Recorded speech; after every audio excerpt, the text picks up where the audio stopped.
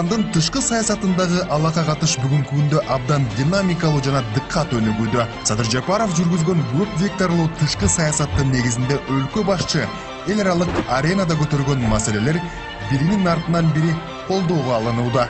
На фоне серьезных отклонений функционирования глобальной торговой системы происходит смещение экономической активности с запада на восток, с севера на юг.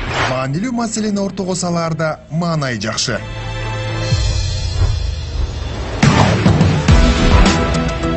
Эл аралык аренада айтылчу маселелер абайлап кеңешилгенде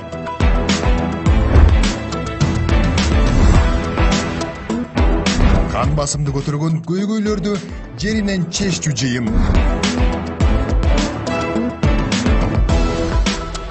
Орток элдин ортомчусуз маеги. Логистикалык маселелерден көтөрүлгөн, ошол боюнча аткарылган жумуштар. Жок, ал баары азыр бир дайым жумуштар. Анан да башкысы маалыматты маалында жеткирүү.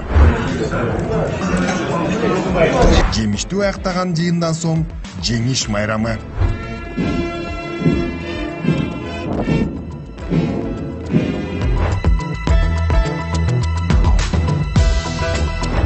Өлкө башчы Россиянын президенти Владимир Путиндин чакыруусу менен Жогорку Евразиялык экономикалык кеңештин юбилейлик жыйынына жана улуу жеңиштин 79 жылдыгына арналган майрамдык парадка катышуу үчүн Москва шаарына барды. Анда сөз башынан болсун. Май айындагы Москванын суугунда маанилүү коноктун келишин чагылдырчу кызматкерлердин чыдамы кетти көрүнөт.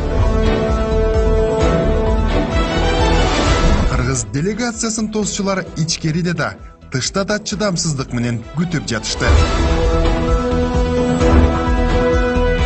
Өлкө башчыны ташуучу кортеж да даяр. Ошентип аба майданга Кыргызстандын номер 1 борту келип конду.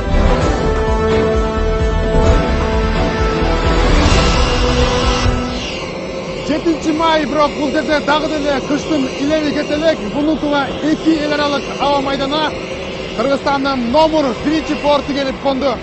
Саламатсызбы, сиз президент Жапаров программасын көрүп жатасыз. Аты-жөнүм Айзигит Матраимов. Биз Москвадабыз.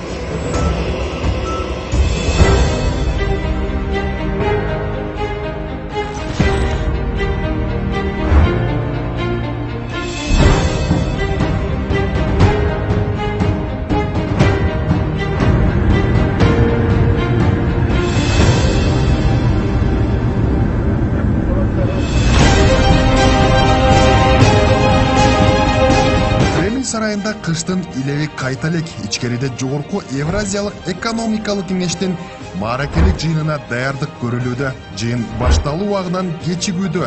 Ал арада орус делегат мүчөсү орундугун даярдап жатат. Евразиялык экономикалык кеңештин коллегасынын төрагасы Бакытжан Сагынтаев карамаган документтердин жөнү бар. Себеби бул жыйында ондогон маселе каралат.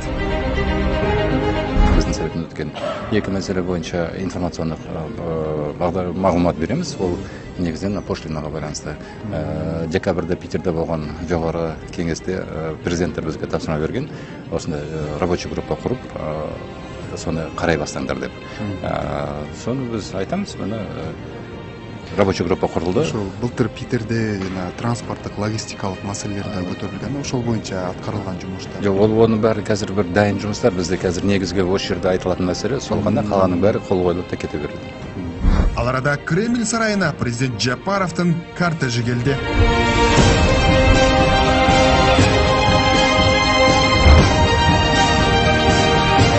Лидерлердин талкууга алынчу темалары такталды көрүнөт. Ошентип Андреев залына уюмга мүчө мамлекеттердин лидерлери кирип келди.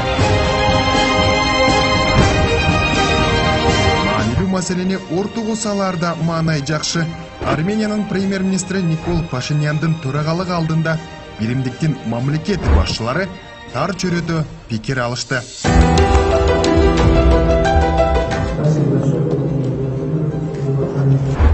аймакты кароол турган бул эшиктин артында Андреев залы, ал жакта лидерлер тар чөйрөдө сүйлөшүүлөрдө убакыт жатышат. Ал эми уюмга мүчө мамлекеттик желектердин жанына дагы Өзбекстан менен Куба Республикасынын желектери кошулган. Бул мамлекеттер аталган уюмга байкотчу катары кеңейтилген форматтагы жыйынга катышат.